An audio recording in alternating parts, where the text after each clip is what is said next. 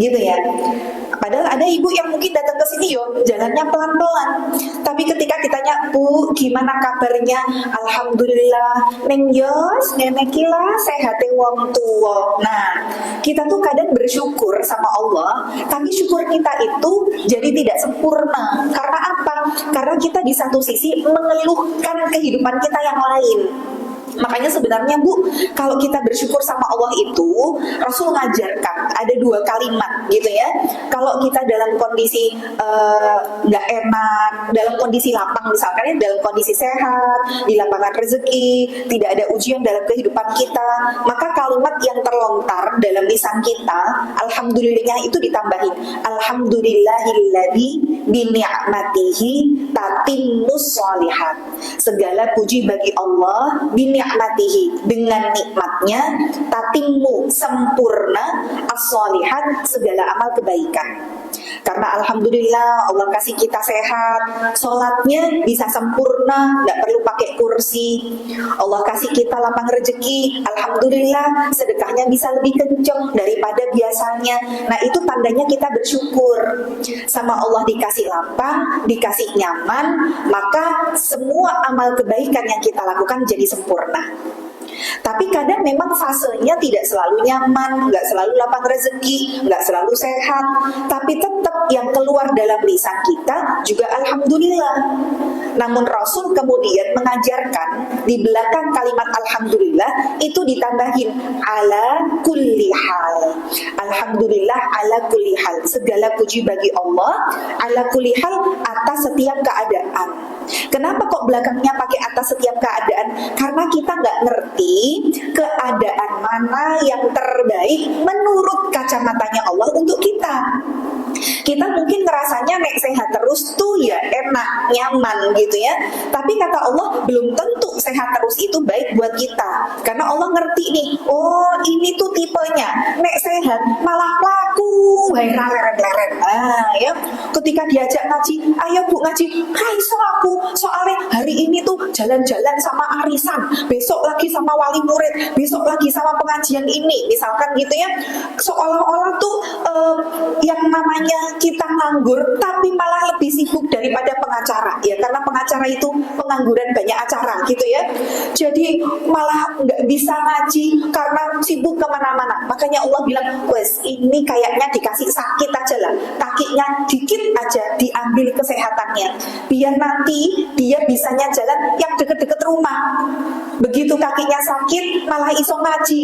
Loh, alhamdulillah Bu, jenengan kok bisa datang ngaji? Oh, lah sing cedak bari kita langsung mulai. Nah, berarti sakit itu baik buat kita.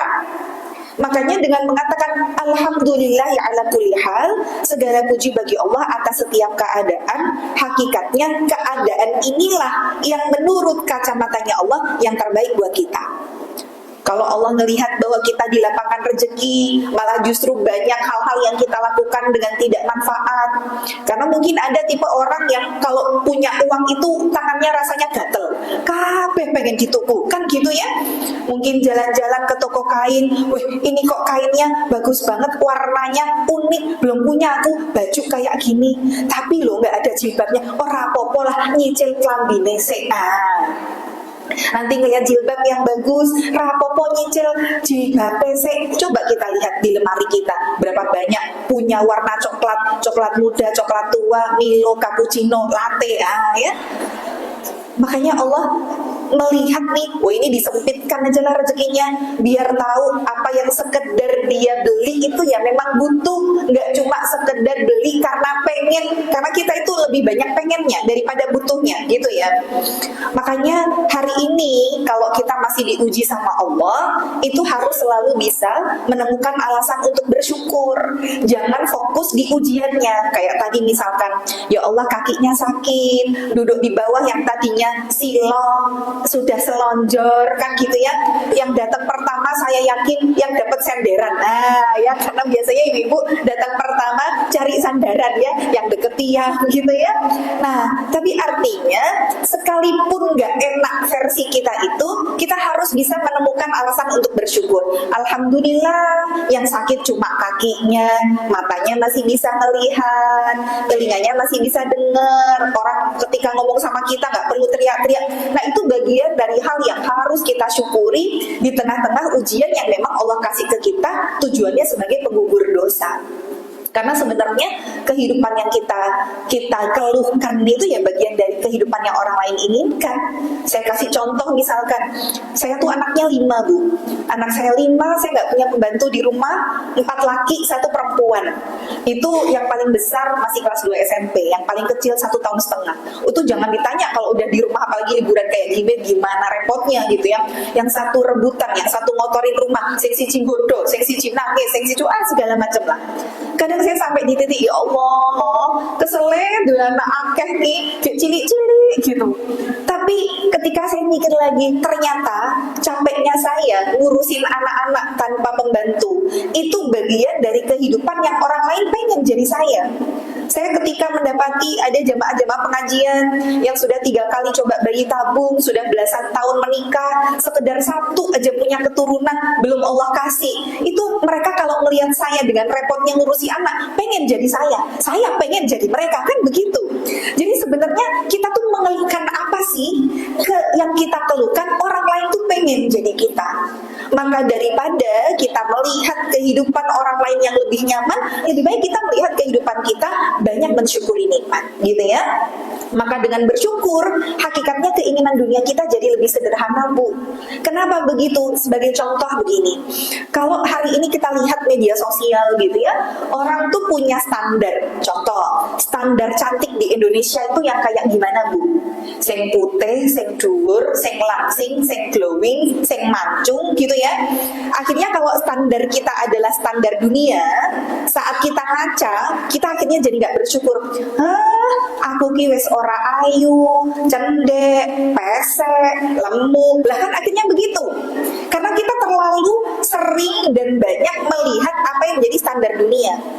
Tapi kalau kita banyak mensyukuri hidup, ketika ibu ngaca itu, yo aku pancen lemu, yo rapopo, sing penting sehat. Nah kan begitu ya. Jadi selalu bisa menemukan alasan untuk bersyukur. Maka mudah-mudahan dengan kita banyak bersyukur kepada Allah, Allah tambah nikmat itu. Dengan bersyukur, Allah jadikan jalan kita ke surga jadi lebih mudah. Karena sebenarnya pilihan hidup tuh ya cuma 2, Bu. Kalau nggak sabar, ya syukur. Udah itu aja. Makanya Rasulullah bersabda, ajaban di amril mukmin, sungguh mengagumkan urusan orang beriman. Idza asabathu sarra, kalau dia dikasih kemudahan, dikasih kesenangan, syakara, dia bersyukur, fakana khairan lahu, dan itu baik untuknya. Wa idza asabathu dharra, tapi kalau kemudian dia ditimpa suatu keburukan, sesuatu yang enggak enak, sabara, dia bersabar, fakana khairan lahu, dan itu juga baik untuknya. Berarti yang hari ini kita jalani dari kehidupan, entah yang sedang dikasih ujian syukur atau dikasih ujian sabar, itulah yang Allah lebih melihat porsi yang pas buat diri kita. Karena yang hari ini dikasih ujian kesabaran, belum tentu kalau dikasih nikmat dia bisa bersyukur, belum tentu dia lulus dari ujian itu. Maka sekarang apapun yang menjadi takdir kita, kita jalani dengan sabar, dengan syukur, dengan ikhlas, dengan ridho, gitu ya. Semoga menjadi jalan pemudah kita ke surganya Allah Ta'ala. Amin ya Rabbal Alamin. Setelah bersyukur kepada Allah, jangan lupa untuk selalu mengucapkan sholawat beserta salam kepada Nabi besar Muhammad Sallallahu Alaihi Wasallam. Kita beritiba kepada beliau, kita mengikuti apa yang menjadi petunjuknya. Karena yang namanya amal ibadah kita itu baru diterima sama Allah kalau dia punya 2 syarat utama. Ibu pingin sholatnya diterima, sedekahnya ibadahnya diterima, maka pastikan dua syarat ini tidak terlewatkan. Apa itu? Satu, ikhlas karena Allah. Yang kedua, sesuai dengan tuntunan Rasul. Atau kalau disederhanakan itu, niatnya baik, caranya benar. Karena di dalam Islam tidak hanya mengajak kita untuk niatnya baik gitu ya, niatnya harus ikhlas. Karena sekarang itu banyak sekali orang-orang yang ketika menjadikan amal ibadah itu ada embel-embel untuk kepengen duniawi, dan ini bagian dari kesyirikan nanti. Misalkan nih, kalau ibu mungkin punya anak yang hari ini pengen keterima di UNS kedokteran misalkan gitu ya, terus anaknya lagi tes hari ini, kemudian anaknya bilang, Bu, doain ya Bu ya, hari ini aku tes. Kemudian ibu bilang, ya Allah do, atau le, ibu ndak kurang-kurang yang doain kamu, sampai hari ini ibu tuh poso loh le, biar kamu tuh dimudahkan sama Allah ujiannya. Hati-hati betul. Berarti puasa yang ibu lakukan dengan niat untuk melancarkan dari urusan anak kita, maka itulah bagian dari amal yang kita lakukan yang tidak ikhlas karena Allah. Allah pengennya kalau kita ibadah ya buat Allah tok, nggak pakai embel-embel dunia gitu ya. Maka banyak sekali hari ini yang menjadikan amal ibadah akhiratnya itu jadi pancingan buat kehidupan dunia. Misalkan anak-anak muda kita hari ini pengen apa? Pengen rumah, pengen mobil, pengen handphone. Sholawatin aja dulu. Nanti ngeliat rumah yang besar, omae api sik mumpung gak ono wonge, tak sholawati sik. Allahumma sholli ala Muhammad, Allahumma sholli ala Muhammad, sambil dilus-ilus itu pagernya. Maka hati-hati betul, sholawat yang kita lantunkan dengan niat biar dapat rumah, biar dapat mobil, itu bagian dari amal ibadah kita yang bukan karena Allah. Maka luruskan dulu karena Allah. Tapi boleh sebenarnya di dalam Islam untuk kita beribadah itu dengan sarana tawasul. Tawasul itu apa? Tawasul itu minta tolong sama Allah pakai perantara. Jadi di antara perantara atau tawasul yang dihalalkan adalah tawasul dengan amal soleh gitu ya.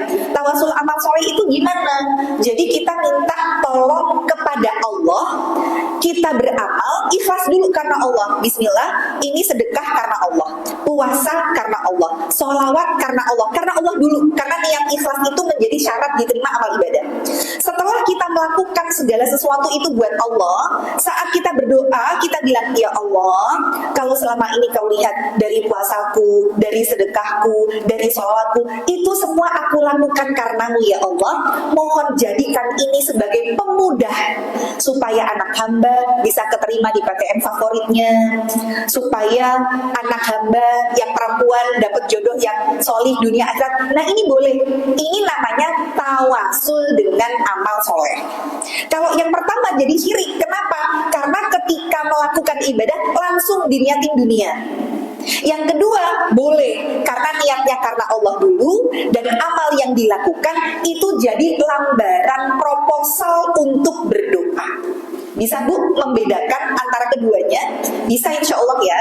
Jadi yang pertama itu ibu nggak boleh kalau misalkan langsung, anakku Ustaz amal apa ya yang bisa saya lakukan biar anak saya enteng jodoh? Udah perbanyak sedekah aja. Niatnya apa? Ya sedekah biar enteng jodoh. Nah ini jadi kesyirikan karena dia meniatkan langsung dunia.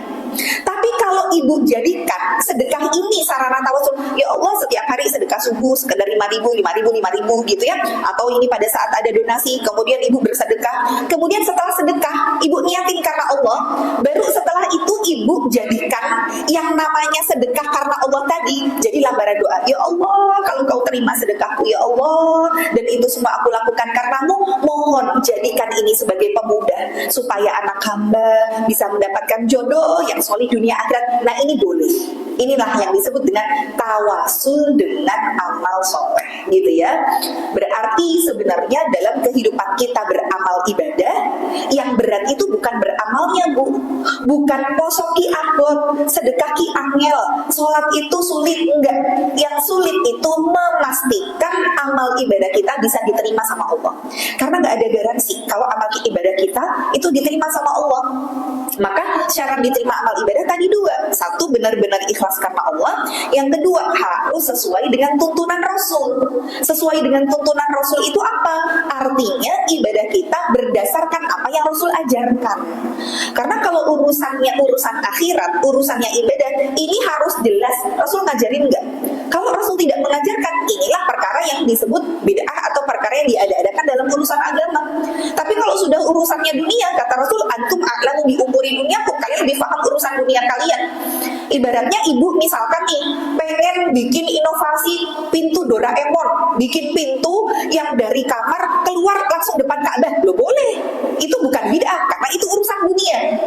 Tapi kalau urusan akhirat, urusan ibadah, ini kalau Rasul nggak ngajarkan, nggak boleh nih kita ikuti. Misalkan masuk di bulan Rajab, kemudian kita paham bahwa bulan Rajab adalah salah satu dari bulan yang disucikan, karena setiap kebaikan dilipat gandakan pahalanya, setiap dosa juga dilipat gandakan dosanya. Terus ibu dapat share dari orang-orang, barang siapa yang berpuasa 1 hari di bulan Rajab, maka dia seperti ibadah selama 100 tahun. Padahal hadisnya palsu. Karena fadilah tentang amalan di bulan Rajab itu tidak ada satupun yang sahih, nggak ada. Semua hadisnya palsu. Baik itu puasa khusus di bulan Rajab, baca zikir sekian ratus kali, sholat habis maghrib di Jumat pertama bulan Rajab, itu tidak ada satupun dalil yang boleh kita jadikan sebagai tumpuan untuk melakukan sesuatu. Nah, maka kalau misalkan nih hari ini ibu puasa, ditanya ibu puasa apa? Puasa Rajab. Loh, puasa Rajab itu udah ada. Tapi bagaimana di bulan Rajab, karena dia bulan yang suci, dilipat gandakan pahala, ibu boleh untuk berpuasa, tapi tentang puasa yang memang sudah ada tuntunannya. Contoh misalkan, ibu biasa Senin Kamis, tapi karena ini bulan Rajab, ibu pengen dapat double triple pahala, Senin Kamis iya, Daud iya, Ayamul Bid iya, boleh ibu lakukan sekaligus. Contoh misalkan di hari Senin, ibu niat poso Daud sekaligus poso Senin, boleh ibu. Selama menggabungkan niat antara yang sunnah dengan sunnah, hukumnya boleh. Jadi puasa sunnahnya 1 hari, ibu niatnya double, nggak masalah. Bahkan nanti kalau ada ayamul bid, ibu niatnya 3, ayamul bid sekaligus Daud sekaligus Senin, nggak masalah. Tapi kalau sisan saya nyaur utang, nah itu nggak boleh. Karena nyaur utang kan berarti hukumnya wajib karena qadha gitu ya. Nanti misalkan Senin puasa, Selasa nggak puasa, Rabu puasa, Daud, Kamis puasa, Kemis, Jumat Daud gitu ya, Sabtu nggak puasa, Ahad puasa. Nah ini boleh. Jadi dalam 1 bulan atau bahkan 1 minggu mungkin kita ada 5 hari yang berpuasa, nggak masalah. Tapi kalau misalkan puasanya puasa Rajab, nah itu yang tidak ada tuntunannya gitu ya. Atau misalkan ibu mau sholat gitu, ibu ketika tadi dari rumah sudah wudhu, kemudian masuk ke sini, ada setelah wudhu itu ada sholat sunnah, namanya sholat sunnah setelah wudhu. Kemudian ibu taruhlah 7:30 masuk masjid, ibu mau sholat dulu nih 2 rakaat masuk masjid, niatnya 1 sholat sunnah setelah wudhu, sekaligus sholat tahiyatul masjid, sekaligus sholat duha, sekaligus sholat hajat, sekaligus sholat taubat, boleh. 2 rakaat yang kita lakukan niatnya 5, tidak apa-apa karena ini sunnah semuanya. Nanti di tahajud juga gitu, ibu tahajud sekalian ba'diyah isya misalkan ya, mungkin tadi punya hajat, sholat taubat, tidak masalah. Nah jadi di bulan Rajab itu perbanyak amal soleh, tapi memang amal soleh yang sudah ada tuntunannya, bukan amal soleh yang kemudian kita ada-adakan gitu ya. Zikir ini sekian ratus kali, nah itu yang tidak diperkenankan ya, karena pada saat bulan yang haram atau bulan yang suci ini ada 4, dan 3 ini terletak secara berurutan, mulai dari Dzulqa'dah, Dzulhijjah, Muharram, dan satu lagi yang agak jauh, yaitu bulan Rajab gitu ya. Cuman nanti memang di bulan Rajab ini banyak sekali share-sharean yang masuk ke WA-nya ibu, dan biasanya ibu itu kan memang hobinya saling dan tempel forward gitu ya, teruskan sampai pesan ini diteruskan berkali-kali ya. Ketika melihat tadi, ini kok bagus, saya tak share ke grup lain. Nah padahal yang di-share belum tentu hadisnya sahih, sehingga jangan kita menyebarkan sebuah kebaikan yang kita pikir itu kebaikan tapi ternyata tidak sesuai dengan tuntunan ya. Karena syarat diterima ibadah tadi 2 ini, niat baik, cara benar. Niat baik itu ikhlas karena Allah, yang namanya cara benar itu sesuai dengan tuntunan Rasul. Ada orang yang niatnya baik tapi caranya salah. Misalkan nih, kita baca hadis rakaataini minal fajri khairum minad dunya wa ma fiha.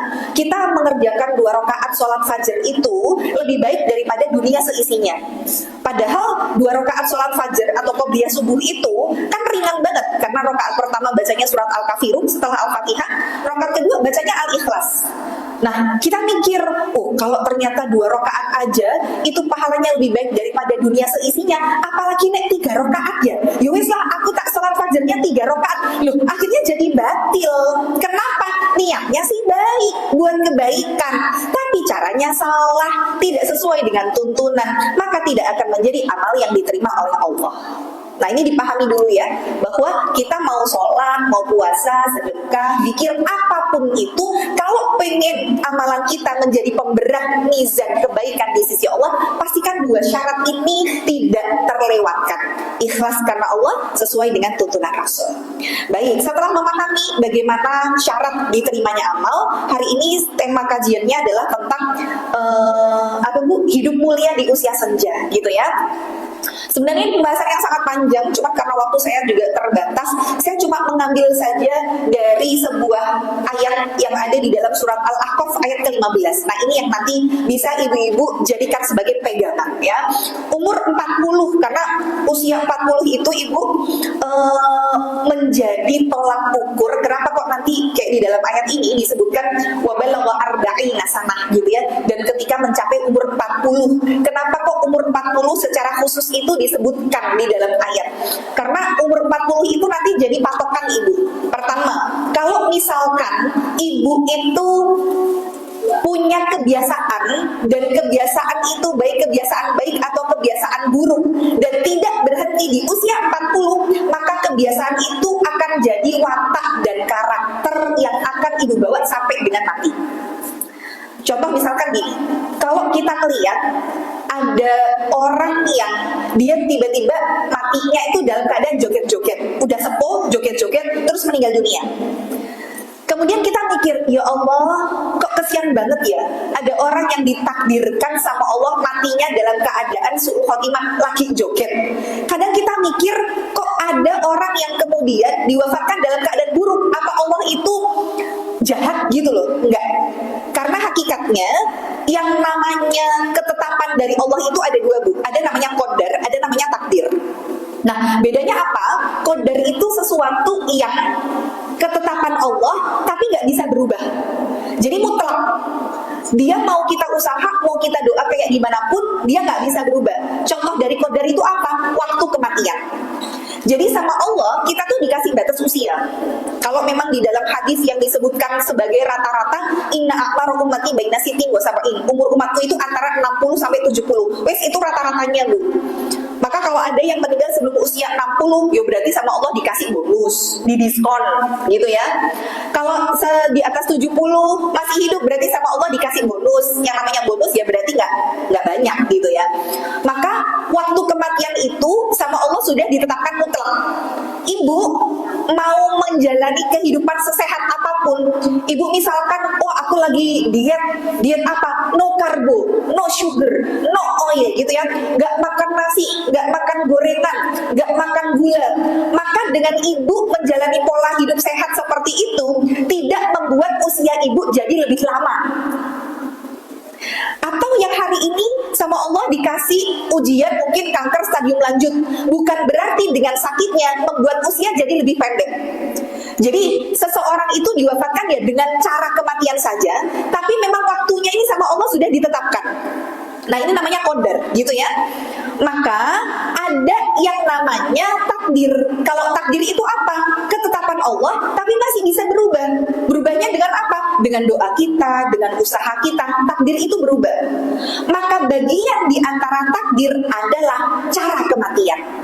Jadi kalau waktu kematian itu nggak bisa berubah, tapi cara ibu dimatikan sama Allah, ibu bisa milih, ibu bisa usaha, mau diwafatkan dalam keadaan husnul atau dalam keadaan su'ul, ibu lagi joget-joget ataupun lagi baca Quran, itu pilihan.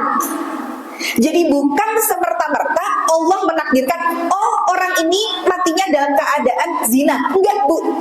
Orang yang sampai diwafatkan dalam keadaan zina itu bukan tiba-tiba, Bu. Karena Rasul bersabda, seseorang akan diwafatkan sesuai dengan kebiasaannya. Maka kebiasaan yang akan kita diwafatkan itu adalah kebiasaan yang sudah kita paksakan untuk kita lakukan sebelum usia 40 tahun. Karena kalau ada kebiasaan dan itu tidak berhenti di usia 40, maka itulah yang akan jadi watak dan karakter yang akan dibawa sampai mati. Jadi kalau ada orang yang meninggalnya dalam keadaan joget-joget, maaf Bu, itu seneng joget-jogetnya bukan baru aja, tapi emang sejak muda dia hobinya joget, maka diwafatkan ya dalam keadaan joget. Ada orang yang kemudian ketika wafat kok dalam keadaan bersujud, dalam keadaan baca Quran. Itu memang dia membiasakan amal itu dari sejak mudanya. Maka kalau usia kita sudah di atas 40 dan kita belum bisa menemukan amal yang menjadi konsistensi kita, harus dipaksa. Ibu bisa milih kok mau diwafatkan dalam keadaan apa, maka itu dilatih. Misalkan aku pengen meninggal dalam keadaan baca Quran, maka paksa dulu untuk kita rutin sering baca Quran.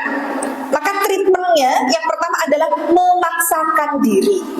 Jadi saya bilang kalau hari ini ibu, aduh donasi yo, jadi aku wes sih ini neng pos aku ranyem kloke, yuslah prapopo kepekso sithik. Nah ibu memaksakan diri nih untuk bersedekah, maka saya bilang yang namanya amal ibadah dilakukan secara terpaksa itu nggak apa-apa. Loh, nanti nggak dapat pahala dong. Nah di sini betapa baiknya Allah itu membuka kesempatan buat kita merubah niat yang tadinya mungkin di awal nggak ikhlas, yang mungkin tadi di awal niatnya sedekah biar enteng jodoh misalkan, berarti memang dia niatnya dunia. Maka Allah membuka kesempatan niat kita yang salah untuk kita perbaiki meskipun amal itu sudah selesai kita lakukan. Dalilnya mana? Nanti diambil dari tafsirnya hadis tentang niat yang diriwayatkan oleh Umar bin Khattab. Innamal a'malu binniyat wa innamal likulli imri'in ma nawa. Sesungguhnya setiap amal tergantung niatnya dan seseorang itu atas apa yang dia niatkan. Faman kanat hijratuhu ila Allahi wa rasulihi. Barang siapa yang dia niat hijrah untuk Allah dan Rasul, fa hijratuhu ila Allahi wa rasulihi. Maka dia dapat hijrahnya untuk Allah dan Rasul. Nah, yang menarik nih di ujung. Wa man kanat hijratuhu lidunya yusibuha. Tapi kalau dia niat hijrahnya, niat berubahnya, niat ibadahnya hanya karena ingin dunia atau seseorang yang dicintai, harusnya tuh hadisnya begini biar nyambung. Kalau niatnya karena Allah dan Rasul, dapatnya Allah dan Rasul. Kalau niatnya untuk dunia dan orang yang dicintai, dapatnya dunia dan orang yang dicintai. Harusnya gitu. Tapi ternyata hadisnya menyebutkan bukan dapatnya dunia dan yang dicintai, tapi fahijratuhu ila ma hajara ilai, maka dia mendapatkan niat atas apa yang dia niat hijrah kepadanya. Disinilah ulama menafsirkan bahwa bisa jadi di awal niat kita salah. Maka ketika kita paham, kita belajar yang kita niatkan dunia, terus kita istighfar, kita mohon ampun, ya Allah, kok yo dulu itu aku tahajud mempeng biar suamiku dapat pekerjaan yang hari ini dia impikan misalkan nih. Berarti ada niat kita yang salah, sekalipun hari ini kita baru sadar setelah mungkin 10 tahun berlalu, Allah buka kesempatan buat merubah niat meskipun amal itu sudah selesai kita lakukan. Nah, jadi kalau hari ini kita belum untuk bisa punya amal kebaikan yang konsisten, paksain diri dulu. Karena treatment pertama memaksakan diri, setelah kita memaksakan diri, lama-lama akan jadi sebuah kebiasaan. Ibu nggak apa-apa, hari ini terpaksa sedekah subuh, terpaksa sholat tahajud, lama-lama dari terpaksa jadi biasa. Ngaji itu ya memang harus dipaksa. Aku nggak enak diajaki terus, nggak pernah datang. Ya wes lah, tak teko. Ora penak, nek ora teko. Pertama terpaksa, lama-lama akan jadi sebuah kebiasaan. Kalau kemudian dia menjadi kebiasaan, naik lagi nanti tingkatannya menjadi sebuah kenikmatan. Oh ya Allah, tahajud itu ternyata rasanya nikmat ya.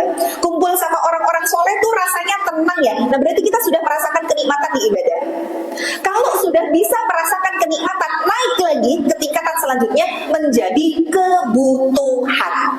Aku butuh ngaji, aku butuh sedekah, aku butuh tahajud. Nah sekarang kita berada di poin yang mana, di treatment yang mana, jalani aja.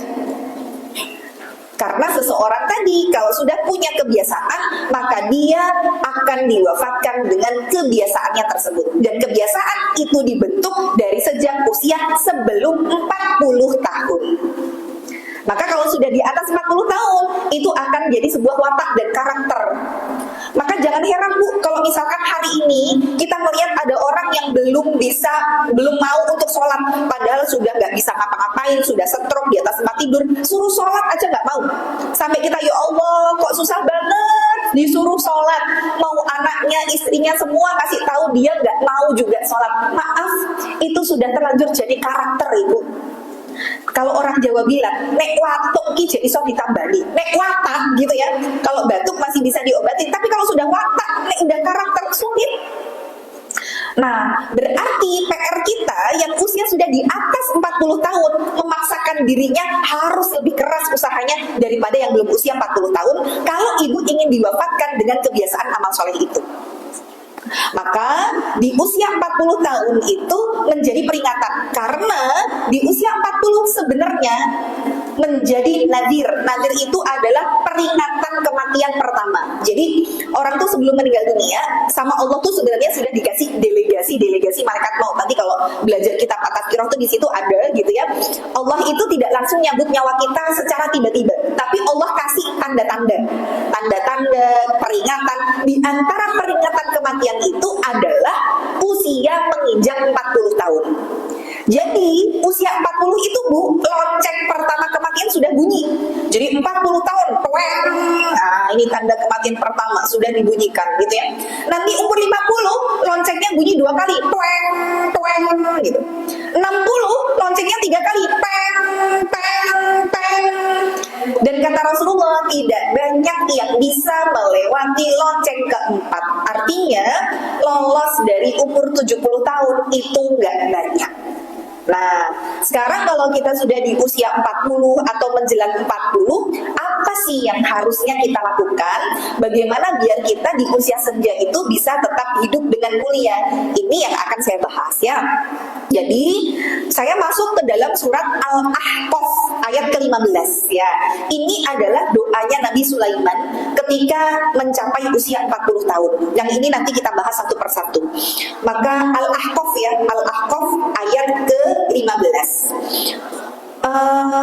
Jadi di situ ada rentetan bagaimana proses kehidupan manusia ketika wabalagha arba'ina sanah, nanti masuk ke tengah ayat, dan ketika usianya mencapai 40 tahun qala, maka berdoa berkata, ini adalah zikir atau doa yang bisa ibu persiapkan, maksimalkan, rutinkan kalau sudah usia 40. Bukan berarti kalau sebelum usia 40 nggak boleh zikir dengan doa ini ya, tapi kita coba belajar tentang bagaimana usia 40 tahun berdasarkan ayat tersebut.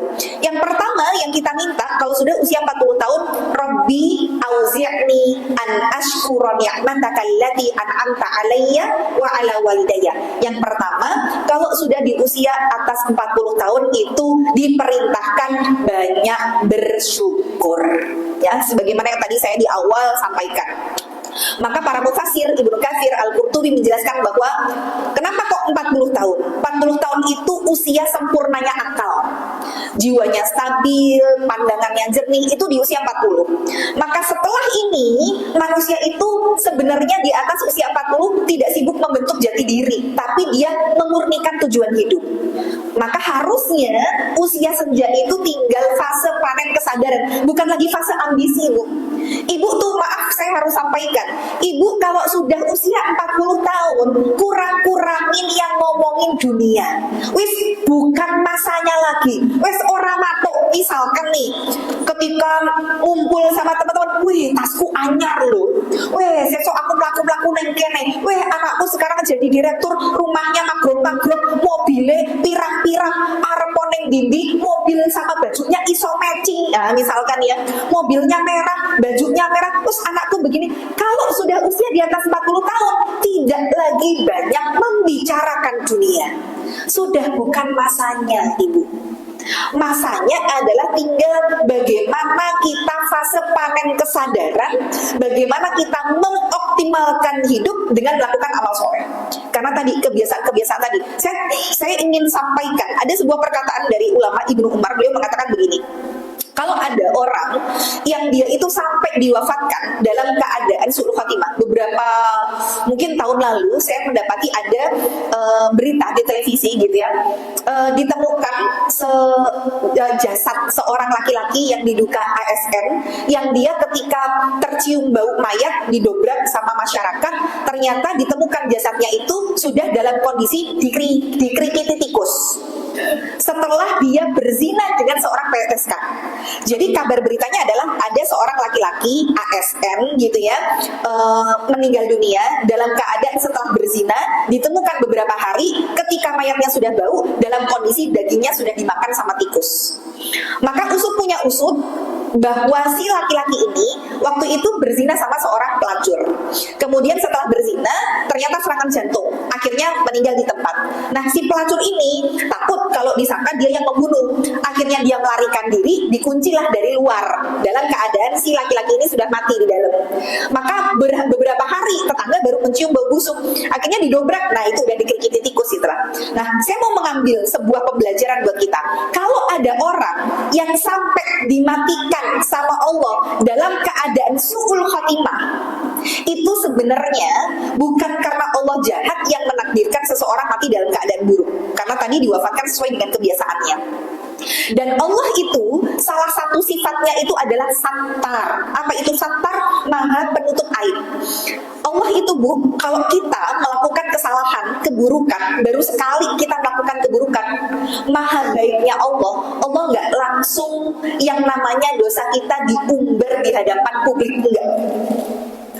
Ketika kita melakukan satu kemaksiatan, Allah ngasih rasa bersalah dalam hati kita. Aduh, kok rasanya nggak enak ya, kok rasanya nggak nyaman ya, gelisah gitu. Itu sebenarnya sinyal dari Allah, nih kamu melakukan dosa, wes kamu ada rasa bersalah, orang-orang nggak tahu dosamu apa, kamu tobat sendiri sama Allah, perbaiki. Allah kasih kesempatan itu. Tapi ada kalanya orang merasa bahwa oh yang kemarin orang konangan, nggak ketahuan, menehlah lagi Akhirnya ketika dia sudah kebiasaan dalam melakukan dosa tersebut, sater atau hijab atau penutup yang selama ini menutupi antara dosa dia dan manusia sama Allah dicabut Bu saternya. Akhirnya jadi apa? Dosanya ketahuan sama banyak orang. Maaf saya bilang, ini menurut perkataan ulama, kalau ada dosa yang sudah ketahuan sama orang lain, itu kalau kemudian dia bilang, misalkan ada suami ketahuan selingkuh, terus bilang, ini baru pertama kok saya selingkuh, jangan percaya. Kenapa? Nek wes konangan, kui wes peng bola bali. Karena baru sekali, 2 kali sama Allah ditutup. Ya, sampai akhirnya ketika itu sudah terlanjur jadi kebiasaan buat dia, hijabnya sama Allah dibongkar, ketahuan sama banyak orang, mungkin kasusnya jadi viral, video syurnya jadi kesebar gitu ya, orang semua jadi ngomongin, itu sudah berulang kali dia lakukan. Maka tujuannya apa? Kalau sudah ketahuan sama banyak orang, dia malu, dia bertaubat, dia berusaha untuk memperbaiki, nggak ngulangi lagi, Allah terima taubatnya. Tapi kalau ternyata dia sudah taubat, berjalannya waktu, jeda 5 bulan, 6 bulan, setahun, konangan meneh gitu ya, baleni meneh, maka nanti lama-lama Allah akan wafatkan dalam keadaan su'ul khatimah dan dalam kondisi sedang melakukan kemaksiatan yang sudah terlanjur jadi candu bagi dirinya. Jadi kalau sampai ada orang yang diwafatkan dalam keadaan su'ul khotimah, itu nggak ujung-ujung Ibu, prosesnya panjang.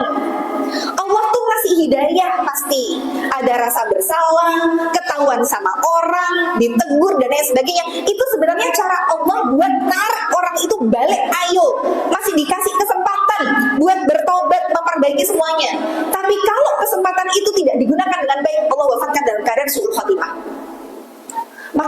ibu, kalau kita pengen diwafatkan dalam keadaan husnul khotimah, maka kita harus memaksakan diri untuk punya sebuah kebiasaan baik.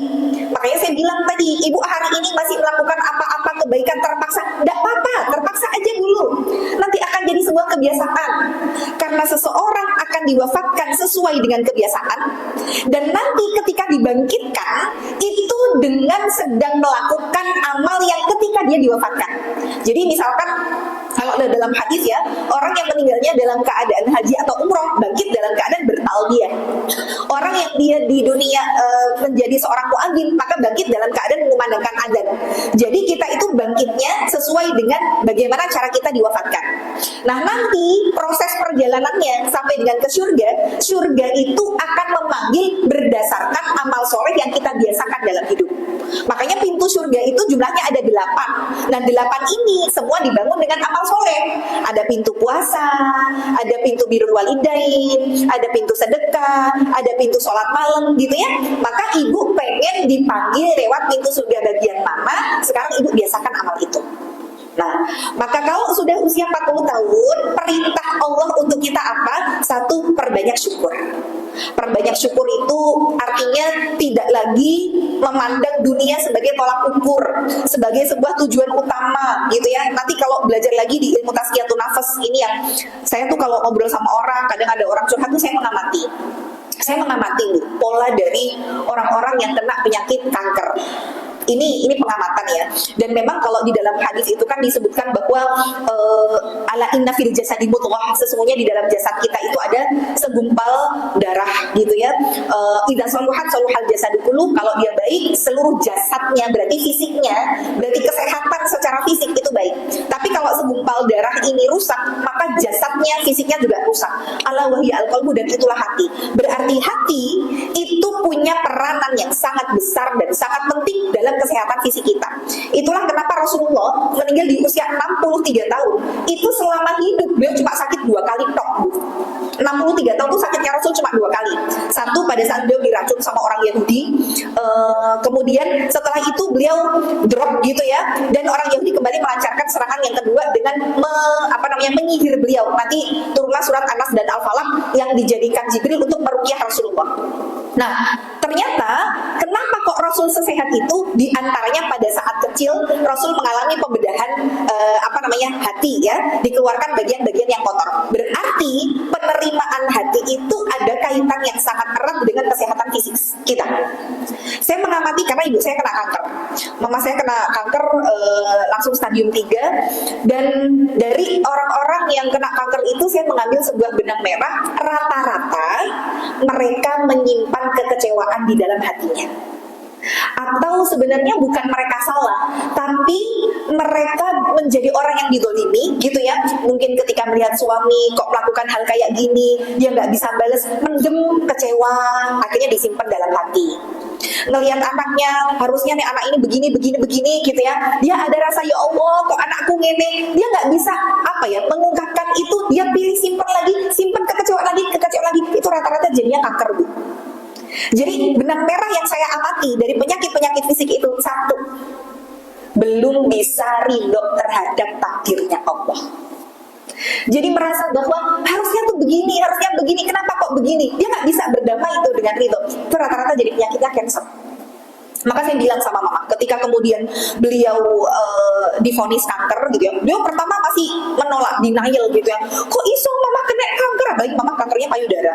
Dan anaknya mama, saya tuh 8 bersaudara.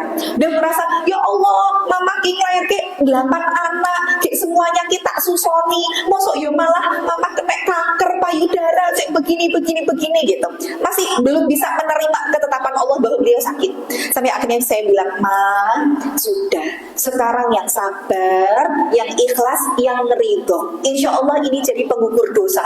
Yang pertama beliau menolak gitu ya. Ketika menolak kemoterapi, efeknya dahsyat, Bu. Yang muntah, yang nggak bisa bangun, yang ini nih. Ketika disampaikan, belajar nerima, belajar ikhlas, ketetapannya Allah, insya Allah yang terbaik. Begitu beliau lambat laun bisa ridho, memaafkan, dia bilang, Mama nek kelingan iki anyel, ayo maafkan. Ya, sudah yang namanya kita berharap sama manusia itu pasti potensi mengecewakan, pasti itu. Maka berharap, bersandar sama Allah. Allah akan jadi satu-satunya zat yang gak akan pernah mengecewakan kita. Maka banyak pola nanti Bu kalau belajar ilmu tasqiyatun nafas gitu ya, nanti setelah dibedah gitu, bahkan mama saya tuh juga ketombean. Oh itu ketombeannya tuh bisa parah, nggak cocok sampo ini nggak ini. Saya amati perilaku kayak gitu. Kenapa ya mama ini? Saya temukan Bu jawabannya. Orang yang ketombean itu kan remeh ya, mungkin nggak cocok sampo, mungkin rambutnya berminyak, tapi sebenarnya berkaitan dengan hati itu apa? Orang yang ketombean itu rata-rata punya keinginan yang besar di dalam kepalanya, pengen iki, tapi dari segi kemampuan itu nggak nyanda. Atau misalkan ada orang punya keinginan tinggi tapi kok males yo, kok mager yo, kok ngene ya. Jadi itu tuh bikin otaknya umuk gitu ya, otaknya tuh mendidih, otaknya panas. Nah itu akhirnya memicu ketombean.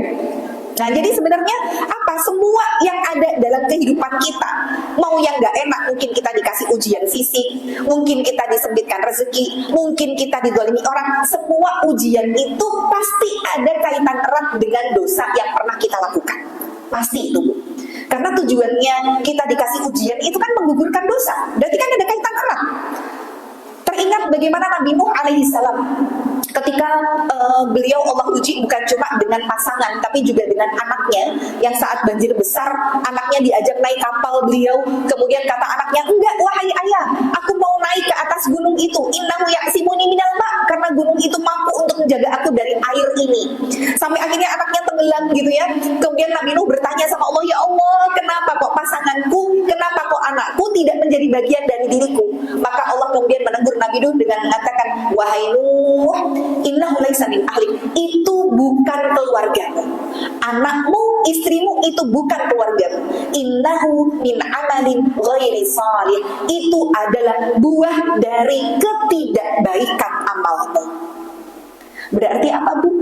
Amal-amal kita yang tidak berkualitas, dosa dan kemaksiatan yang kita lakukan, yang belum sempat kita taubati, itu ada efek dan dampak untuk orang yang ada di sekitar kita. Bisa jadi ke fisik kita, bisa jadi ketidaksolihan pasangan, bisa jadi ke anak yang kemudian susah untuk diatur. Itu yang kemudian harus muhasabah sebenarnya orang tuanya kita. Ya Allah, dosaku apa? Sampai akhirnya Allah jadikan dampak dari dosaku itu ke orang-orang sekitar. Karena yang namanya dosa itu dia kayak bom. Bom itu ketika meledak bukan cuma kena ke orang yang dia melakukan, tapi yang jangkauannya luas, sana kena percikannya, yang sana kena asapnya, yang sini kena ledakannya. Sama, dosa yang kita lakukan itu ya efeknya kemana-mana ya. Makanya yuk kita perbaiki, kalau sudah usia segini tidak lagi banyak memikirkan dunia, cuma tinggal cari bekal aja sama akhirat gitu ya. Perbanyak syukur ketika mendapati suami yang kadang belum bisa menjadi imam yang baik. Ya Allah, wis alhamdulillah, nggak apa-apa, aku sama Allah dikasih jatah suami yang uji kesabaran, sehingga dengan ini insya Allah aku jadi lebih bisa gampang masuk surga. Ya Allah, aku dikasih orang tua yang sudah nggak bisa apa-apa, mudah-mudahan ini jadi jalan aku untuk birrul walidain, menjadi orang yang bisa masuk surga dari pintu yang paling tengah. Karena pintu yang paling tengah, yang paling indah itu lewat jalur birrul walidain. Makanya Allah itu ngasih kita porsi ujian sesuai dengan kemampuan. Yang hari ini dikasih ujian sama Allah seberat apapun, harus selalu bisa menemukan alasan bersyukur, gitu ya. Jangan meratapi ujiannya, karena insya Allah itu bisa menjadi penggugur dosa kita. Maka yang pertama ya, perbanyak syukur. An ashkura ni'mataka allati an'amta 'alayya wa 'ala walidayya. Artinya kenapa kok diantaranya kita juga harus bersyukur sama orang tua. Kalau kita punya anak yang solih, saya bilang bahwa perjalanan kita ke surga cuma tinggal separuh Ibu. Gampang banget. Karena dengan kita punya anak yang solih, mereka ini tidak yang harus secara langsung doain buat kita saja, atau sedekah atas nama kita, itu boleh. Tapi dengan mereka solih, mereka puasa, mereka sedekah, mereka zikir, itu pahalanya secara otomatis mengalir untuk orang tuanya. Karena orang tuanya yang mengandung, melahirkan, memberikan nafkah gitu ya. Sehingga dengan kita punya anak yang solih, secara otomatis semua amal yang dilakukan anak itu juga mengalir pahalanya untuk orang tua. Dan itu investasi terbesar kita di anak yang solih. Maka bersyukur juga sama orang tua. Dan saya bilang bahwa orang tua kita itu saingan terbesar kita dalam hidup, saya bilang. Kenapa begitu? Gini Bu, dulu ketika orang tua kita mungkin nggak seperti kita dari segi tingkat pendidikannya, dari segi ngajinya. Sekarang Masya Allah, ibu mau ngaji tuh, mau cari kayak apapun, dimanapun, sehari mau 3 kali, mau 5 kali tuh ada semua. Orang tua kita tuh dulu belum tentu ngaji yang bisa kayak begini gitu loh. Tapi dengan keterbatasan ilmu mereka, mereka bisa mendidik kita sampai ilmu agama kita bisa jadi lebih tinggi daripada orang tua kita. Maka sebenarnya apa yang hari ini kita jadi, maksudnya kita jadi apa, itu bagian dari tirakatnya orang tua dulu untuk kita. Mungkin mereka memang bukan orang-orang yang memiliki pemahaman ilmu agama yang tinggi seperti orang-orang hari ini, tapi mereka melakukan sedekah benar-benar karena Allah. Bangun di malam hari gak bisa tidur, yang mereka ambil air wudhu, mereka sholat tahajud. Beda sama anak-anak sekarang Bu, bangun di malam hari gak bisa tidur, yang diambil HP, scroll IG, scroll TikTok. Jadi keberkahannya tuh hilang. Maka saya teringat ada sebuah kisah seorang kiai di Jawa Timur. Dia punya tukang pijet gitu ya. Nah, tukang pijetnya itu ketika mijetin si kiainya nanya, "Le, bapakmu kerja apa, Le?" Kemudian kata si tukang pijetnya, "Bapak saya itu ya cuma di sawah aja, berangkat pagi, berladang gitu ya, nanti kalau sudah siang ya pulang gitu. Tapi walaupun cuma bekerja sebagai petani di sawah, ibadahnya tidak main-main, sholat jamaah selalu di saf awal, rutin zikir, rutin ngaji, bla bla segala macam." Akhirnya ini kalimat kiai yang bikin saya tertegun. Kiainya bilang gini, "Oh alah Le, bapakmu kae direwangi ibadah koyo ngono." Ibaratnya bapaknya ini walaupun orang yang tidak punya pendidikan tinggi, tapi ya sholat rajin, sedekah rajin, zikir rajin. Ibaratnya yang namanya bapakmu ini nirakati, bertirakat, dia menempa dirinya jadi orang solih. Demi apa? Biar keturunannya juga soleh gitu ya. Lah kok ternyata anaknya cuma jadi tukang pijet kayak kamu. Lah terus kayak sekarang kamu itu tukang pijet, terus anakmu nanti jadinya apa? Di situ saya akhirnya tertegun. Saya kemudian mengatakan bahwa ya Allah, iya ya. Orang tua saya dulu, bapak saya cuma lulusan gontor saja, tidak sampai kuliah. Mama saya juga cuma lulusan Al-Mu'min Ruki sampai SMA saja. Tapi anak-anaknya bisa sampai S2, anaknya sampai direktur pesantren dan lain sebagainya. Saya cuma mikir, ya Allah, orang tuaku yang cuma lulusan pondok saja bisa punya anak-anak yang lebih dahsyat daripada beliaunya. Sekarang kita yang dengan minimal S1 bisa nggak punya anak yang lebih baik daripada kita hari ini? Kenapa kok sampai Allah memberikan anak-anak yang solih? Ada amal yang mereka sembunyikan, yang itu benar-benar ikhlas karena Allah, dan itu Allah terima, sampai Allah jadikan buah dari amal solih itu, Allah jaga keturunannya. Jadi sampai kemudian kita baca surat Al-Kahfi, bagaimana kemudian ketika Nabi Musa dan Nabi Khidir melakukan perjalanan, sampai di tengah jalan ditolong 2 orang anak yatim, dan Nabi Khidir, Nabi Musa di situ bertanya, kenapa kok 2 anak yatim ini ditolong? Maka Nabi Khidir mengatakan, wa kana abuhuma sholihan, karena orang tuanya dulu adalah orang yang soleh. Perhatikan Bu, yang soleh itu orang tuanya, yang dijaga anak-anaknya. Padahal dalam tafsir disebutkan orang tua yang soleh itu generasi kakek ke-7. Berarti Bu, kalau hari ini kita menempa diri kita, punya kebiasaan amal soleh, mensolehkan diri, Allah garansi bukan cuma anak kita yang Allah jaga, anak, cucu, cicit, terus ke bawah, itu Allah jaga. Tapi kalau sudah kitanya tidak solih, maka tadi perhatikan Nabi Nuh ketika kemudian bertanya, kenapa anakku dan istriku tidak menjadi bagian dari diriku? Allah kemudian katakan, itu bukan keluargamu, itu adalah buah dari amalmu yang tidak solih, buah dari amalmu yang tidak baik. Coba perhatikan, ternyata kesolihan kita hari ini garansi untuk Allah menjaga anak keturunan kita. Maka perintah kalau sudah di usia 40 tahun gitu ya, an asykura ni'mataka allati an'amta alayya wa ala walidayya wa an a'mala sholihan tardu. Selanjutnya yang ketiga, perbanyak untuk bisa melakukan amal soleh yang Allah ridhoi. Jadi ibu temukan setiap dari diri kita pasti punya potensi amal masing-masing. Kita sama Allah tidak dituntut untuk melakukan amal yang banyak, tapi amal yang baik. Allah lebih senang sama orang yang setiap hari sedekah subuh sekedar 2.000 daripada orang yang ketika ada donasi Sumatera dia bisa infak 1 miliar, tapi setelah itu dia libur seumur hidup karena dia ngerasa aku udah banyak banget kok donasi 1 miliar, iki tak jamak seumur hidup. Loh, Allah lebih senang yang 2.000 tiap hari. Karena Rasul bersabda, inna ahabbal a'mali indallahi adwamuha wa in qalla. Amal yang paling dicintai Allah itu yang dawam, yang konsisten meskipun itu sedikit. Setiap dari diri kita itu, Bu, kemudahan untuk beramalnya macam-macam. Makanya ulama tuh sampai sampaikan orang kaya kemudahan amalnya adalah sedekah. Orang miskin kemudahan amalnya adalah puasa. Kalau wanita, kemudahan amalnya kira-kira apa, Bu? Berpikir. Kenapa begitu? Karena perempuan sama laki-laki Allah ciptakan punya karakteristik yang berbeda. Laki-laki itu sehari harus mengeluarkan kata cuma antara 5.000 sampai 7.000. Tapi yang namanya perempuan itu minimal 20.000 kata per hari. Itu perempuan. Makanya disebut cerewet lah apa-apa gitu ya. Maka ibu kalau sehari belum ngomong 20.000, oh itu golek-golek apa ya dikomentari. Delok iki, kayak kok ngono yo. Nah, karena 20.000-nya belum keluar gitu ya. Melihat status WA, komen dan sebagainya. Makanya potensi amal wanita apa? Karena suka ngomong, jadikan omongannya itu menjadi ladang pahala dengan perbanyak zikir.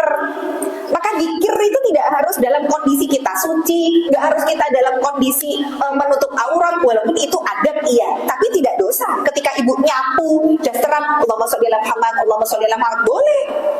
Ibu ketika lagi naik motor, subhanallah, walhamdulillah, wala ilaha illallah, wallahu akbar, daripada ngelihat ketika naik motor, kayak sopo, klambine jambon, kudunge oren, sayake ijo, daripada kita komentar gitu ya, yang akhirnya membawa kita kepada keburukan dari segi perkataan, ini mending dikira. Nah, jadi ibu temukan, ibu itu gampangnya apa? Ada yang gampangnya tahajud, tapi dia nggak gampang puasa. Karena saya menemukan ini dari beberapa jamaah-jamaah kajian. Misalnya saya ketemu sama orang kaya, beliau bilang, Mbak, saya tuh ya Allah salut banget sama orang yang gampang banget puasa. Kok bisa ya sahur itu cuma minum air putih sama kurma, habis itu kemana-kemana mengajian, kemana-kemana, kok yunda lemes. Saya itu naik puasa, bu sudah makan kenyang aja. Wah, kalau keluar dari rumah nggak kuat nek lihat matahari. Pokoknya saya niat ya Allah hari Senin ini puasa, saya harus deketok neng rumah. Saking memang nggak mudah untuk puasa bagi beliau. Tapi yang saya catat dari beliau, masya Allah sedekahnya luar biasa. Dia sampai bilang sama saya gini, Mbak, ini Mbak Evi jadi saksi hidup aja ya, soalnya ustadzanya tuh sering lupa. Saya itu kan mengcover anak yatim di sekolah beliau. Nah, satu anak yatim itu 1 juta per bulan. Saya mengcover 10 anak. Berarti sebulan itu saya donasi ke sekolah beliau 10 juta. Nah, saya tuh orangnya pelupa, Mbak. Tadi langsung tak transfer, gue telung tahun sisan. Mbak Evi jadi saksi ya. Genpone aku lali, Mbak Evi ingatkan. Coba, Bu. 1 bulan beliau sedekah untuk anak yatim 10 juta. Dan beliau lunasi buat 3 tahun. Berarti 360 juta. Itu sekali sedekah di satu tempat. Dan beliau gak ada rasa menyesal ngomong kemana-mana. Yang bilang itu yang dia sulit untuk puasa itu tadi, yang dia salut sama orang bisa puasa. Tapi saya lihat, ya Allah, sedekah kok ya orang nanggung mikir ratusan juta. Wong kita salah kelboknya 1.000, wah itu bisa yang namanya menyesalnya. Contoh nih, ini contoh ya. Kalau kita bukan menjadi orang yang gemar untuk sedekah, ibu misalkan ini ada kotak donasi gitu ya, kemudian ibu nih dari rumah terus cedak orang sana tas gitu ya, di kantongnya aja lah uangnya nanti buat donasi, yang kanan 10.000, yang kiri 100.000, soalnya habis pengajian mau mampir belanja. Nah, akhirnya ketika ibu sudah yakin yang kanan 10.000 gitu ya, niatnya 10.000, ketika kotak infak lewat, karena memang posisinya kan kita kadang nggak melihat ya di dalam jilbab gitu, terus ibu nyemplungin. Nah, terus habis pengajian mau belanja, mereka wes bawa 1.000 gitu ya, ternyata sudah milih, terus mau bayar, kata tukang sayurnya, Bu, loh ini uangnya 10.000. Hah, 10.000? 100 loh Pak. Ini loh Bu, 10.000. Ya Allah, beten aku salah, saya nyemplung ke. Saya coba tanya sama ibu, jawab dengan jujur. Ketika ibu tadi niat sedekah 10.000, ternyata salah nyemplungin 100.000, ibu nyesel atau enggak? Pertama kali tahu, nek salah nyemplungin, nyesel enggak? Nyesel. Akhirnya, ya Allah, kok iso salah toh yo? Padahal lo wis tak elek-elek, iki sing mau 10.000, kok iso? Nanti jalan mana-mana. Uang sekarang itu yo wis cilik-cilik, rupane padha kabeh, marai wong tuwa Nah, artinya walaupun kita tahu nih, yang kita cemplungin 100.000 itu bagian dari sedekah, pasti nyesel itu ada. Walaupun ikhlas berproses, ya Allah kok iso salah kok ya wis apa-apa lah, lah tektok gimana? Ya wis lah ikhlas lah, yo sedekah. Tapi kan berproses, ada yang sehari, 2 hari, bahkan seminggu itu masih kelingan terus. Ada yang kemudian akhirnya mikir, ya wis lah itu hitung-hitung sedekahku yang tak jamak buat 10 hari. Loh, ada yang begitu. Karena biasanya sedekah sehari 10.000 gitu ya, karena nyemplungin salah 100.000, besoknya nih ketika kajian lagi, oh udah kemarin sampai 10 hari dijamak gitu kan. Nah baru hari ke-11 dia nyemplung lagi, bisa ada yang begitu. Bahkan ini di kajian yang saya temui, sampai ada yang salah nyemplungkan. Pulang kajian itu, kajian udah selesai, dia datang ke panitia, maaf tadi ada kecemplungan 100.000 enggak? Saya salah nyemplungin, saya minta jujur. Lu ada bu yang minta kembalian tuh ada gitu ya, minta kembalian. Karena memang ya itu tadi, artinya gini loh, saya cuma sampaikan bahwa setiap dari diri kita punya potensi amal yang berbeda-beda. Kalau ibu sekiranya potensi amalnya bukan di sedekah, cari potensi amal yang lain. Ibu gampangnya apa? Ibu gampangnya sholat malam, ibu gampangnya zikir, ibu gampangnya sholat sunnah gitu ya. Maka dari amal yang kita gampang melakukan itu konsisten. Dari konsisten jadi biasa akan diwafatkan sesuai dengan kebiasaannya. Paham ibu? Paham insya Allah ya. Nah jadi kita minta sama Allah wa an a'mala sholihan tardo, minta untuk bisa melakukan amal soleh yang Allah ridhoi. Wa an a'mala sholihan tardo wa aslih li fi dzurriyyati, dan perbaikilah anak keturunanku. Ini panjang sebenarnya kalau menafsirkan ayat ini, tapi karena waktunya nggak cukup ya, jadi saya cuma bilang bahwa wa aslih li fi dzurriyyati, ibu udah di usia segini, memperbaiki keturunan, perbanyak intensitas dengan keluarga. Saya tambahkan, kalau sudah usia di atas 40, ojo kakean dolan.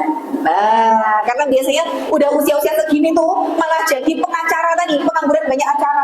Anaknya mau ketemu, bu, aku besok mau ke rumah, orang soleh, ibu soleh sesuai janjinya, rene, arisan, rene gitu. Akhirnya intensitas kita dengan keluarga jadi berkurang. Padahal saya cuma sampaikan, orang yang paling setia buat mendoakan kita saat kita nggak ada, saat kita meninggal dunia itu cuma 3 bu.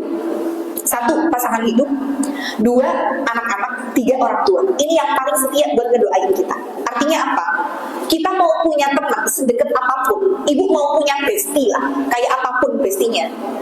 Ini saya mengambil pelajaran dari kematian Ustadz Arifin Badres. Ustadz Arifin Badres Allah yarham, itu ya yang takziah kan banyak banget, jamaahnya beliau juga di mana-mana. Itu saya datang takziah menyolatkan beliau di masjid itu. Ini jenazah di depan bu. Jasad beliau tuh belum dikuburkan, orang masih nunggu mau menyolatkan. Tapi samping saya sudah bilang, ini kan selesai nyolatkan jam 10 toh, ya wes yo bar iki awak dhewe nyoto yo. Loh itu jasad masih di depan bu, tapi orang ngomonginnya sudah dunia. Soto, tapi soto kuwi ketoke kebak banget iki. Ya wes gudeg sambal goreng neng tenda biru wae. Oh ya wes, bar iki awak dhewe gudeg sambal goreng neng tenda biru ya. Saya cuma sampaikan, sesolih apapun kita, mau sebanyak apapun teman yang kita punya, saat kita meninggal, jasad kita masih di depan saja, orang sudah gak mikirin kita bu. Ngomonginnya sudah dunia. Maaf, kalau ibu gak ada, ibu akan dilupakan sama teman-teman ibu. Paling sekedar didoain, kalau tiba-tiba ada yang kirim foto ke grup, ya Allah, iya, ibu ini udah gak ada ya, Allahumma firlah. Terus paling ngono. Setelah itu ya ngomonginnya yang dunia lagi. Maka saya cuma sampaikan, yang paling setia untuk ngedoain kita cuma 3 orang tok. 1, pasangan hidup, ya nek suami kita nggak meninggal lebih dulu dari kita. 2, orang tua, ya biasanya orang tua juga nggak ada duluan daripada anaknya. Yang ketiga, anak-anak. Tapi kalau hari ini kita nggak punya anak yang solih, maaf bu, ibu mau punya jagan doa dari mana? Oh, anak sekarang itu kita lihat bagaimana di media sosial, apalagi kemarin hari ibu. Hari ibu itu kan banyak banget postingan tentang ibu. Sampai di media sosial dituliskan, yuk yang pengen ibunya masuk surga, like postingan ini. Saya cuma batin, emangnya tanda kita masuk surga dengan banyak like postingan tentang ibu? Bahkan ada yang, ayo yang pengen ibunya masuk surganya Allah, komen di sini, doain yang terbaik untuk ibu. Itu ramai banget tuh anak-anak udah, ya Allah alhamdulillah dosa ibuku, ya Allah masukkanlah ibuku ke surgamu. Saya cuma bilang gini, Maaf ya nak, yang hari ini suka ngedoain ibunya cuma di media sosial. Kalau saya jadi ibu mereka yang cuma sekedar drop komen doang. Ibu itu melahirkan kamu, nggak download kamu. Dua anak itu kan kita melahirkan dengan susah payah, bukan download, tahu download ya Bu ya. Jadi kalau misalkan ibu mau lihat foto itu kan di download dulu. Lah anak itu kan bukan hasil downloadan. Lah kalau anak itu hasil downloadan, silakan mereka mau mendoakan kita di media sosial. Saya nggak yakin yang mereka kemudian mendoakan di media sosial itu pada saat di waktu saja mereka mengangkat tangannya untuk mendoakan orang tuanya. Kalau kita nggak punya anak yang soleh ibu, maaf, jangankan doain kita orang tuanya, doain buat diri mereka sendiri aja nggak makbul. Karena syarat diterima doa itu waladun solihun yada'ulahu, anak yang soleh. Berarti kalau anaknya nggak soleh, doain mau kayak gimana pun sampai berbusa mulutnya, ya nggak akan sampai. Makanya di usia segini, perbaiki intensitas dengan keluarga, deket sama anak-anak, didik mereka sampai mereka jadi anak yang soleh. Wa aslih li fi dzurriyyati inni tubtu ilaika wa inni minal muslimin. Yang terakhir, udah usia segini, perbanyak taubat sama Allah. Perbanyak taubat. Artinya perbanyak taubat itu kalau kita, saya cuma bilang bahwa kalau kita tidak bisa bersaing dengan orang solih dalam menandingi amal kebaikan mereka, maka berlombalah dengan orang-orang yang pendosa untuk lebih dulu bertobat kepada Allah. Maksudnya gimana? Saya punya sebuah rumah Quran. Rumah Quran ini saya kasih nama Rumah Quran Salimah. Saya bikin ini beasiswa untuk anak-anak penghafal Quran yang mereka kuliah di luar sana. Saya ingin ada dokter yang hafal Quran, ada ahli ekonomi yang hafal Quran, maka anak-anak kuliah di UMS, tapi pulangnya ke asrama, saya didik, saya bimbing untuk mereka hafal Quran, saya kasih beasiswa selama 2 tahun. Nah, anak-anak yang sudah menghafal Quran gitu ya, saya ajak mereka untuk ayo nak tasmi. Tasmi itu mereka baca Quran tanpa melihat gitu ya.